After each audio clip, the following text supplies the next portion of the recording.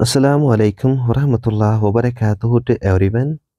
Today in this lecture, I am going to cover your class 8th our social and political science मिनिस वीक्स का मैं आपका unit 4 यहाँ पर कवर करूँगा। लेकिन यूनिट 4 में आपके दो चैप्टर्स है, chapter 7 and chapter 8। So in this lecture I am going to cover your chapter 7, that is understanding marginalization. But जो आपका ये यूनिट का नाम है वो है सोशल जस्टिस एंड मार्जिनलाइज्ड। तो पहले हम इन की टर्म्स को समझेंगे, उसके बाद हम आपका चैप्टर स्टार्ट करेंगे, ठीक है। तो ज़्यादा बड़ा लेक्चर नहीं होगा, आप आराम से सुनिएगा लास्ट तक। तो first, what is social justice. आपके यूनिट का नाम है social justice and marginalized. So what is social justice? Social justice simply means giving equality to everyone in society. हर किसी को इक्वल ट्रीट कराना सोसाइटी में, हम तब बोलेंगे सोशल जस्टिस हो रहा है। Means giving fairness and equality to everyone in society. Means Hindu Muslims को इक्वल ट्रीट करना है, हाई कास्ट लो कास्ट को इक्वल ट्रीट करना है, सिटी में जो लोग रहते हैं, गाँव में जो लोग रहते हैं, ट्राइबल जो फॉरेस्ट में रहते हैं, हर एवरी सब को इक्वल ट्रीट करना। जब ये सब होगा हम बोलते हैं ये क्या है, social justice. So now what is marginalised? Marginalised simply means unequal treat करना, किसी को फेवर करना, किसी को फेवर नहीं करना। कि जो सिटी में रहते हैं उनको बोलना कि हाँ आप इम्पोर्टेंट हो कंट्री के लिए। अब जो आदिवासी हैं, अब जो ट्राइबल लोग हैं, उनको अनइक्वल ट्रीट करना, उनको बोलना कि नहीं आप उतने इंपॉर्टेंट नहीं हो, उनको आप साइड कर रहे हो, उनको आप पुश कर रहे हो, हटा रहे हो। तो दैट मीन्स मार्जिनलाइज्ड करना, उनको आप इक्वल ट्रीट नहीं कर रहे हो। तो ये सोशल जस्टिस का क्या है, opposite. Marginalized simply means those people who are pushed to the side are not treated equally in society. So अब हम यहाँ से आपका चैप्टर स्टार्ट करेंगे, अंडरस्टैंडिंग मार्जिनलाइजेशन। यहाँ पे आपको अब अच्छे से समझ आएगा what is marginalization in actual. So पहला टॉपिक क्या है आपका, what does it mean to be socially marginalized. आप क्या समझ सकते हो जब आप बोलोगे कि मैं सोशली मार्जिनलाइज्ड हो रहा हूँ, what does it mean? So it's simply mean social marginalization क्या है, जब कुछ लोगों का ग्रुप होगा, उनको आप पुश कर रहे हो, इग्नोर कर रहे हो, अनइक्वल ट्रीट कर रहे हो, उनको आप इक्वल ट्रीट नहीं कर रहे हो, उनको आप रेस्पेक्ट नहीं दे रहे हो, उनकी अपॉर्चुनिटी जो है वो कम है और पावर्स क्या है, कम है। आप उनको ट्रीट कर रहे हो, आप उतने इंपॉर्टेंट नहीं हो as compare to other section of the society. तो जब ये होगा, जिनको अनइक्वल ट्रीट किया जाएगा, तब हम कहते हैं दिस इज कॉल्ड मार्जिनलाइजेशन। अब जब ये आपकी सोसाइटी में होगा, that is called socially marginalised. तो यहाँ पर एग्जाम्पल क्या है, सपोज टीचर जो है उसका जो क्लासरूम है उसमें सपोज कुछ स्टूडेंट्स है, कुछ टॉपर्स है, कुछ एवरेज स्टूडेंट्स है। तो टीचर हमेशा किनकी बात सुनता है, किनको अप्रिसिएशन कर रहा है, जो टॉपर्स है। अब जो एवरेज स्टूडेंट्स है उनको इग्नोर किया जा रहा है टीचर्स के थ्रू। तो अब जो एवरेज स्टूडेंट्स है वो क्या है आपके, वो है मार्जिनलाइज्ड, क्योंकि उनको अनइक्वल ट्रीट किया जा रहा है आपके क्लास में। तो ये क्या है, आपकी क्लास में क्या हो रहा है, that is called class marginalisation with students. अब जब सोसाइटी में किसी ग्रुप के साथ, किसी रिलीजन के साथ, किसी ट्राइब के साथ, किसी कास्ट के साथ ये होगा, तो that is called social marginalisation. तो वैसे अगर कोई कम्युनिटी है, कोई कास्ट है, सपोज कोई कास्ट की जो उनकी जो कास्ट वो है बट, अगर कोई ट्यूबवेल बनाया जा रहा है किसी विलेज में, तो इस बट कास्ट को कहा जा रहा है कि आप इस ट्यूबवेल को यूज नहीं कर सकते, क्योंकि आप बट हो, आपकी कास्ट क्या है, लो कैटेगरी है, आप इस ट्यूबवेल को गंदे करोगे। तो दैट मीन्स जो बट कास्ट है, जिस इनको मार इनके साथ क्या हो रहा है, मार्जिनलाइजेशन हो रहा है सोसाइटी में। तो इन सिंपल, तो मार्जिनलाइजेशन कैसे होता है, एक तो कास्ट के बेसिस पे होता है, रिलीजन के बेसिस पे होता है। मुस्लिम्स को बोलना है कि आप उतने इंपॉर्टेंट नहीं हो, हम आपको मुस्लिम्स को इक्वल ट्रीट नहीं करना कंट्री में जैसे आजकल हो रहा है। तो किसी कल्चर को बोलना कि ये कल्चर ठीक नहीं है। तो ये सब रीजन क्या है मार्जिनलाइजेशन होने के। तो या किसी लैंग्वेज को बोलना, सपोज यहाँ पर हिंदी और तमिल तमिल को बोलना कि तमिल लैंग्वेज उतनी इंपॉर्टेंट नहीं है, तो साउथ इंडिया में लैंग्वेजेस है, उनको बोलना कि ये उतनी इंपॉर्टेंट नहीं है, तो उनको इक्वल ट्रीट नहीं किया जा रहा है एज जो हिंदी लैंग्वेज है उसके साथ। तो दैट इज कॉल्ड, वो लैंग्वेज क्या हो रही है, मार्जिनलाइज हो रही है वो वाली लैंग्वेज। तो जिसके साथ मार्जिनलाइजेशन होगा उसको फील क्या होगा, हम इन्फीरियर हैं। सो सेकंड टॉपिक क्या है, who are Adivasis. Now Adivasis कौन है, आदिवासीज कौन है, ये आपके ट्राइबल लोग हैं जो फॉरेस्ट्स में रहते हैं, हिली एरियाज में रहते हैं, जो हमने पढ़ा है, जो मुंडास पढ़ा है हमने, बिरसा मुंडा, कुछ याद आएगा हिस्ट्री में, ठीक है। तो आदिवासी क्या है, आर्चल इनहेबिटेंट्स, ये ट्राइबल लोग ऑफ इंडिया के लोग हैं, ट्राइबल लोग हैं। ये कहाँ रहते हैं, mostly forests, hills, remote areas, ठीक है, माउंटेन्स पे रहते हैं। तो इनका अपना इनकी अपनी लैंग्वेज होती है, अपना कल्चर होता है, अपना ट्रेडिशन होता है, अपने फेस्टिवल्स होते हैं, किनके, जो ट्राइबल लोग होते हैं, जो आदिवासी होते हैं। तो आदिवासी डिपेंड किस पे होते हैं, फॉरेस्ट पे, क्योंकि वहां से इनको फूड भी निकलता है, वुड भी निकलता है, और इनकी रोजी कमाई भी फॉरेस्ट से होती है। तो कुछ आदिवासी की एग्जांपल है, मतलब कौन कौन से ग्रुप इंडिया में वो जो जिनको हम बोलते हैं कि आदिवासी है। एक तो गोंड ट्राइब है, बेल ट्राइब है, संथल है, खासी है, मुंडास है, जो हमने पढ़ा बिरसा मुंडा का विजन ऑफ गोल्ड एज था, डिक्यूज को बाहर निकालना, ठीक है। सो वो सब क्या थे, आदिवासी थे, ट्राइबल लोग थे। तो 8% कंट्रीब्यूट करते हैं आदिवासी इंडिया में, मीन आउट ऑफ 100% पॉपुलेशन, आदिवासी की पॉपुलेशन इंडिया में टोटल कितनी है, 8%। तो अब टॉपिक 3 क्या है, that is Adivasi and stereotyping. Stereotyping simply means society पहले से ही एक दिमाग में एक फिक्स्ड आइडिया रखती है, कोई रॉन्ग आइडिया रखती है, कोई रॉन्ग इमेज क्रिएट करती है।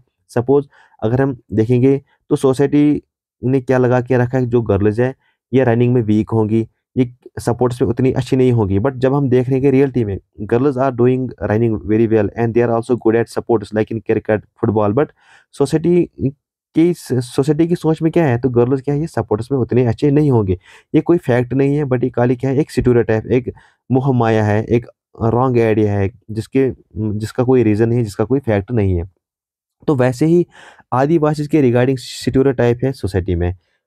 आदिवासी के रिगार्डिंग स्टीरियोटाइप क्या है, सोसाइटी क्या समझ सोसाइटी ने क्या समझ के रखा है उन आदिवासी को, कि कहा जाता है कि ये जो आदिवासी है ये बैकवर्ड है, ये अनएजुकेटेड है, ये तो जंगली है, ये अनसिविलाइज्ड लोग है। तो ये क्या है, स्टीरियोटाइप है। हम बोलते हैं कि जो स्टीरियोटाइप ये बिल्कुल रॉन्ग है। जो सोसाइटी समझ रही है रिगार्डिंग आदिवासी, ये बिल्कुल गलत है। क्यों गलत है, क्योंकि many Adivasi are excellent in music, dance, art and sports. हम जब पढ़ते हैं, हमें वहाँ बहुत सारे लोग मिलते हैं जो आदिवासी ट्राइबल लोग हैं, वो म्यूजिक में भी जिन्होंने अच्छा परफॉर्म किया है, सपोर्ट्स में भी अच्छा दिखाया है। तो जो आपकी बुक में एग्जाम्पल है वो है जयपाल सिंह मुंडा। तो एक फेमस हॉकी प्लेयर था। तो यहाँ से आपको पता चलता है कि ये जो आदिवासी है ये कोई बैकवर्ड नहीं है, जंगली नहीं है, बल्कि ये सपोर्ट्स में भी फेमस है, वो भी फेमस हॉकी प्लेयर्स, ठीक है। So they have rich knowledge of foresters, herbs, nature. ये खुद मेडिसिन बनाते हैं हर्बस का, ठीक है, इनके पास नॉलेज है, ये अनएजुकेटेड नहीं है। सपोज हम अगर देखेंगे स्टीरियोटाइप क्या है, सपोज ये जो टीचर होता है, अगर वो कहेगा कि मोस्टली सोसाइटी की ये एक्सपेक्टेशन है कि जो विलेज से है स्टूडेंट, वो तो पढ़ाई में उतना अच्छा नहीं होगा, this is the stereotype. But ये तो फैक्ट नहीं है। आप देखो आज भी विलेज के स्टूडेंट्स कितने कामयाब हो रहे हैं, बड़े बड़े एग्जाम्स को क्रैक किए जा रहा है through village students. But society ने क्या लगा के रखा है, जो ये तो विलेज से है, ये उतना अच्छा तो नहीं होगा पढ़ाई में। सो दैट इज ये फिक्स्ड आइडिया स्टीरियोटाइप है regarding society of village students. तो ये हो गया तक कंप्लीट। अब क्या है, आदिवासी एंड डेवलपमेंट, टॉपिक 4। तो सिंपली यहाँ से आपको ये समझना चाहे कि डेवलपमेंट जो होंगी थ्रू द गवर्नमेंट, उनका इम्पैक्ट होगा आदिवासी की लाइफ में, जिसकी वजह से इनकी लाइफ डिस्टर्ब होगी, प्रॉब्लम्स क्रिएट हो जाएंगी। कैसी डेवलपमेंट के थ्रू आदिवासी को प्रॉब्लम को फेस करना पड़ेगा।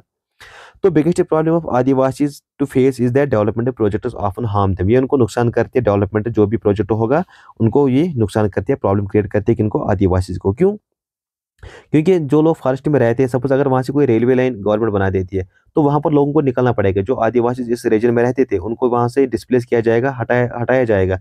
अब उनको दूसरी जगह शिफ्ट करना पड़ेगा, तो इनके लिए प्रॉब्लम है। तो जब डैम्स बनेंगे, फैक्ट्रीज बनेंगे, माइनिंग, रोड बिल्ट होगा, तो फॉरेस्ट को काट दिया जाएगा। फॉरेस्ट कटिंग होगी तो मीन्स वो ट्राइबल लोग अपना लैंड, वो पार्ट खो देते हैं, वो लूज करते हैं वो वाला लैंड। तो डेवलपमेंट से क्या होता है, आदिवासी lose their land, homes, livelihood, जहाँ वो रहते थे, रोजी कमाई जहाँ से होती थी, अब इन्होंने वो खो दिया इस डेवलपमेंट प्रोजेक्ट की वजह से। सो इसकी वजह से इनको अपने जो एरियाज थे, अपने विलेजेस थे, उनको लीव करना पड़ता है, फिर सिटीज़ की तरफ मूव करना पड़ता है। जहाँ पर फिर सिटीज़ में इनको कौन सी जगह मिलती है, स्लम्स में जो गंदे जगह होती है एक सोसाइटी में, जहाँ पर ड्रेनेज होता है, वेस्टेज होता है, तो वहाँ पर इनको जगह मिलती है। क्योंकि सिटी में तो इनको रहने नहीं देंगे, क्योंकि ये क्या है, ये तो जंगली है, अनएजुकेटेड सिटी में थोड़ी जगह इनको मिलेगी। वो फिर इनको गंदे गंदे काम करने पड़ते हैं सोसाइटी में, इन स्लम्स में, जहाँ से इनको बहुत कम पैसा मिलता है। तो जब आदिवासी के साथ ये होगा, हम इस टर्म को बोलते हैं डिस्प्लेसमेंट। मीन्स अपनी जगह से इनको रिमूव करना बाय फोर्स, फिर इनको अपना एरिया छोड़ना पड़ता है, किसी स्लम एरिया में जाना पड़ता है जो गंदी जगह होती है सिटी में। तो फिर वहाँ पर इनको लो पेइंग जॉब्स बाय, मतलब मजबूरी में करना पड़ता है। दिस इज कॉल्ड डिस्प्लेसमेंट होना आदिवासी का। एग्जाम्पल क्या है आपकी बुक में, नर्मदा डैम प्रोजेक्ट जब ये गुजरात में बना गया, तो thousand of Adivasis lost their homeland and उनके साथ डिस्प्लेस हुआ, मतलब thousand of Adivasis wire displaced because of this project. तो वैसे ही माइनिंग का प्रोजेक्ट होगा तो वहां पर भी आदिवासीज अपना होम खो देंगे। तो यहाँ से हमने क्या पढ़ा क्विक रिकैप में, सोशल मार्जिनलाइजेशन क्या है, when some groups are ignored और ट्रीटेड एज लेस इंपॉर्टेंट। अगर किसी ग्रुप का, किसी कास्ट, किसी रिलीजन को इग्नोर किया जाएगा, उनको कहा जाएगा आप उतने इंपॉर्टेंट नहीं हो, तो तब हम क्या बोलेंगे, सोसाइटी में मार्जिनलाइजेशन हो रहा है। आदिवासी कौन है, ये तो आर्स्ट, ये जो ओरिजिनल फर्स्ट डेवलपर्स हैं जिनका अपना यूनिक कल्चर है, लाइफस्टाइल है, ठीक है। आदिवासी स्टीरियोटाइपिंग में हमने क्या पढ़ा कि कोई स्टीरियोटाइप है, फिक्स्ड आइडिया लगा के रखा है सोसाइटी ने, आदिवासी बैकवर्ड है, जंगली है। बट जब हम रियलिटी में देख देख रहे हैं तो आदिवासी टैलेंटेड भी है, नॉलेजेबल भी है, सपोर्ट पर्सन भी है। आदिवासी डेवलपमेंट हमने क्या पढ़ा कि डेवलपमेंट के थ्रू कैसे प्रॉब्लम्स फेस करनी पड़ती है आदिवासी को, इनको डिस्प्लेस किया जा रहा है सोसाइटी में। तो फिर टॉपिक 5 क्या है, माइनॉरिटीज एंड मार्जिनलाइजेशन। तो माइनॉरिटी यहाँ से आपको पहले पहले आपको ये समझना चाहिए व्हाट इज माइनॉरिटी। जो हमारा इंडिया है, सपोज इंडिया कंट्री है हमारी, तो यहाँ पर जब हम देखेंगे जो हिंदूज है इनकी जो पॉपुलेशन कंट्रीब्यूशन है वो है 80% प्लस। अब जो मुस्लिम्स है इनका पॉपुलेशन परसेंटेज है 15% समथिंग अराउंड, लाइक 13-14% इनका पॉपुलेशन परसेंटेज है। तो मीनस यहाँ पर मेजॉरिटी में कौन है, मेजॉरिटी में तो हिंदूज है और माइनॉरिटी में कौन है, मुस्लिम्स। माइनॉरिटी सिंपली मीनस जिनकी पॉपुलेशन कम होगी मेजॉरिटी कम्युनिटी जब हम कंपेयर करेंगे, मीनस जहाँ पर इंडिया में मेजॉरिटी में कौन है, हिंदूज है और माइनॉरिटी में कौन है, मुस्लिम्स है, दैट्स कॉल्ड माइनॉरिटीज। अब माइनॉरिटीज के साथ मार्जिनलाइजेशन हो रहा है, कैसे हो रहा है हम आज भी देखेंगे।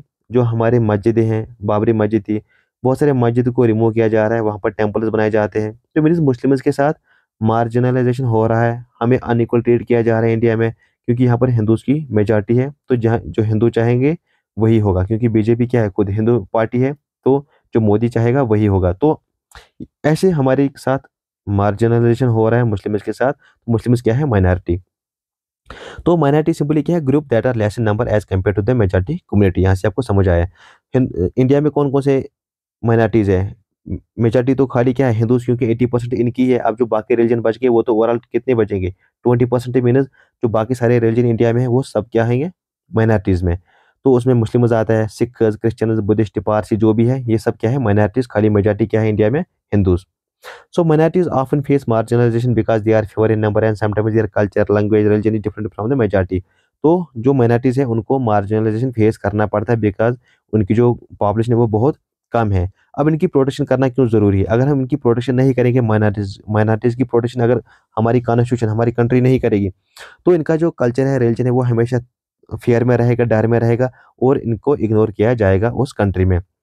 तो जैसे हम देखेंगे दे में face discrimination in school, jobs and housing. कैसे स्कूल जॉब्स में जो माइनॉरिटीज है या मुस्लिम, हम अगर यहाँ एग्जांपल लेंगे, कैसे उनके साथ डिस्क्रिमिनेशन किया जाए। डिस्क्रिमिनेशन मीन्स अनइक्वल ट्रीट करना, discrimination simply means unequal treat करना।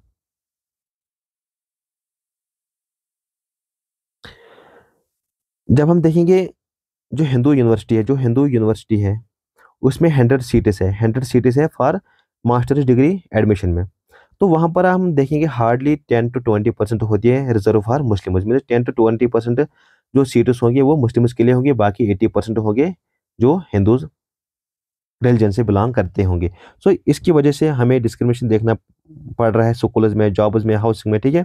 और इनकी जो पॉलिटिक्स में वॉइस होगी वो भी क्या होगी, फेयरली नहीं होगी, क्योंकि पॉपुलेशन कंपोजिशन बहुत कम है। तो यहाँ पर एग्जांपल अगर हम लेंगे, क्लास में 40 स्टूडेंट्स है, 35 क्रिकेट खेलते हैं, 5 क्या खेलते हैं, फुटबॉल। तो टीचर जो हमेशा किसकी बात करेगा, अगर वो हमेशा बात करेगा क्रिकेट के रिगार्डिंग, तो जो फुटबॉल लवर्स थे तो उनको यहाँ इग्नोर किया जा रहा है। तो मीन्स फुटबॉल लवर जो स्टूडेंट्स थे, those football lovers are called marginalized, क्योंकि उनकी जो आवाज़ थी वो दबाई जाती है, उनको इग्नोर किया जा रहा है, उनको अनइक्वल ट्रीट किया जा रहा है क्लास में। तो that is called class marginalisation.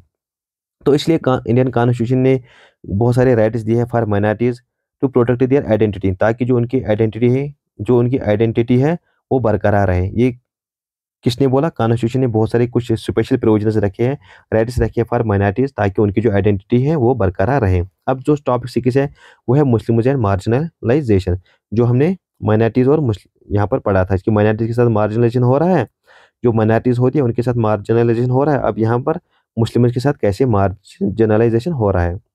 तो Muslims are one of the largest minority groups in India, about 14%। जैसे मैंने को बोला 15% अराउंड समथिंग है, तो 14% सपोज यहाँ कंपोजिशन है पॉपुलेशन मुस्लिम्स का इंडिया में।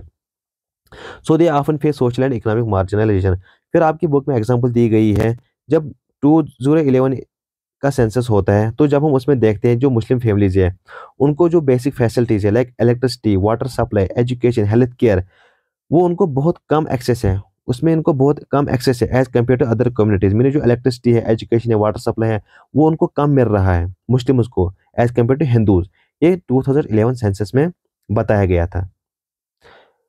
और मनी मुस्लिम्स को गेटोज सिंपली मीन्स, जब आप किसी को मेन सिटी से निकाल निकाल रहे हो किसी साइड एरिया में, उसको बोलते हैं कि आप किसी साइड में रहो, मीन्स जो यहाँ पर मेन एरिया है आप किसी को यहाँ से निकाल रहे हो, आप यहाँ पर रहो। ये प्लेस क्या है, गेटोज है। मीन्स ये तो उतनी एडवांस नहीं होगी, ये क्या होगी, एक गंदी जगह होगी, that is called ghettos. Ghettos एक मतलब जहाँ पर हट्स होते हैं, उतनी फैसिलिटी वाली जगह नहीं होती है, जहाँ पर सैनिटेशन उतना अच्छा नहीं होता, फैसिलिटीज उतनी ज़्यादा अच्छी नहीं होती, that is called गेटोजेशन।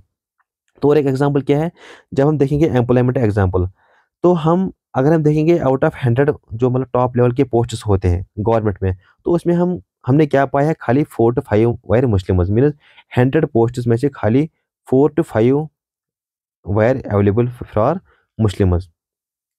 Even though हमारा कंपोजिशन कितना है 14%, फिर भी हमें 4-5 पोस्ट है फॉर मुस्लिम आउट ऑफ 100 जो टॉप लेवल के पोस्ट्स होते हैं। अगर 100 पोस्ट्स है तो उसमें मीनस 90 हिंदूज है, तो 4 क्या है मुस्लिम्स, तो बाकी जो एक एक होगा वो सिख होगा, पारसी होगा, मीनस 90 हिंदूज है, 4 पोस्ट्स में कौन कौन है मुस्लिम्स। तो अब रीजन क्या है मार्जिनलाइजेशन के, क्यों मुस्लिम्स के साथ मार्जिनलाइजेशन हो रहा है। एक तो यह है कि मुस्लिम्स को ऑफन जो रिगार्डिंग द एक स्टीरियोटाइप है रिगार्डिंग द मुस्लिम्स, वो क्या है, हमें मुस्लिम्स को ट्रीट किया जा रहा है इंडिया में कि हम एंटी नेशनल हैं, क्योंकि मतलब मीनस हमें नेशनलिज्म नहीं है, हमें प्राइड नहीं है, हमें फीलिंग्स नहीं है अपने कंट्री के रिगार्डिंग, हम क्या है एंटी नेशनल, जिसकी वजह से हमें एक्सक्लूड किया जा रहा है अपने कंट्री में।